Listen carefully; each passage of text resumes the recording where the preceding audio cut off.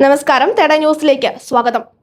കേരളത്തിൽ KSRTC ബസ്സുകളിൽ സ്ത്രീകൾക്ക് സൗജന്യ യാത്ര അനുവദിക്കുമെന്ന കോൺഗ്രസ് നേതാവ് രാഹുൽ ഗാന്ധിയുടെ പ്രഖ്യാപനത്തെ തുടർന്ന് പുതിയ രാഷ്ട്രീയ ചർച്ചകൾ ശക്തമാവുകയാണ്. ഈ വിഷയത്തിൽ പ്രതികരിച്ച രാഷ്ട്രീയ നിരീക്ഷകൻ രാഹുൽ ഈശ്വർ മുമ്പോട്ടേക്ക് വെച്ച അഭിപ്രായങ്ങളാണ് ഇപ്പോൾ സോഷ്യൽ മീഡിയയിൽ ശ്രദ്ധ നേടുന്നത്. സ്ത്രീകൾക്ക് മാത്രമായി സൗജന്യ യാത്ര നൽകുന്നത് ശരിയായ സമീപനമാണോ എന്നാണ് രാഹുൽ ഈശ്വറിന്റെ ചോദ്യം.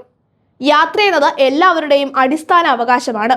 അതിനാൽ സ്ത്രീകൾക്ക് മാത്രം ഈ സൗകര്യം നൽകുന്നത് പല സാഹചര്യങ്ങളിലും സാമ്പത്തികമായി പിന്നാക്കം നിൽക്കുന്ന പുരുഷന്മാരെ അവഗണിക്കുന്നതിലേക്ക് നയിക്കാമെന്ന് അദ്ദേഹം ചൂണ്ടിക്കാട്ടുന്നു. ഉദാഹരണമായി അദ്ദേഹം പറയുന്നത് ഇങ്ങനെയാണ്: മാസം 20,000 രൂപ വരുമാനമുള്ള ഒരു സ്ത്രീക്ക് സൗജന്യമായി യാത്ര ചെയ്യുവാനുള്ള സാഹചര്യം ഉണ്ടാകും.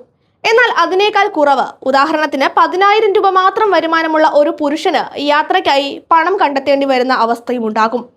ഈ സാഹചര്യത്തിൽ സാമ്പത്തികമായ മാനദണ്ഡങ്ങളാണ് പരിഗണിക്കേണ്ടത്, ലിംഗഭേദമല്ല എന്നാണ് അദ്ദേഹത്തിന്റെ നിലപാട്. സ്ത്രീകളെ പിന്തുണയ്ക്കുന്ന നയങ്ങൾ സമൂഹത്തിൽ ആവശ്യമുള്ളതാണെന്ന് സമ്മതിക്കുന്നതിനോടൊപ്പം ഇത്തരത്തിലുള്ള സൗജന്യ പദ്ധതികൾ സംസ്ഥാനത്തിന്റെ സാമ്പത്തികാവസ്ഥയും പരിഗണിച്ചായിരിക്കണം നടപ്പാക്കേണ്ടതെന്നും രാഹുൽ ഈശ്വർ അഭിപ്രായപ്പെടുന്നു. ഇന്ത്യയെ പോലെ വലിയ ജനസംഖ്യയും സാമ്പത്തിക വ്യത്യാസങ്ങളുമുള്ള രാജ്യത്ത് ക്ഷേമ പദ്ധതികൾ അനിവാര്യമാണ്.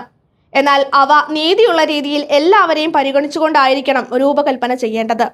സ്ത്രീകൾക്ക് മാത്രം സൗജന്യ യാത്ര നൽകുന്നതിന് പകരം സാമ്പത്തികമായി പിന്നാക്കം നിൽക്കുന്നവർക്കായി പ്രത്യേക ഫ്രീ പാസ് പോലുള്ള പദ്ധതികൾ പരിഗണിക്കണമെന്നും രാഹുൽ ഈശ്വർ നിർദ്ദേശിക്കുന്നു.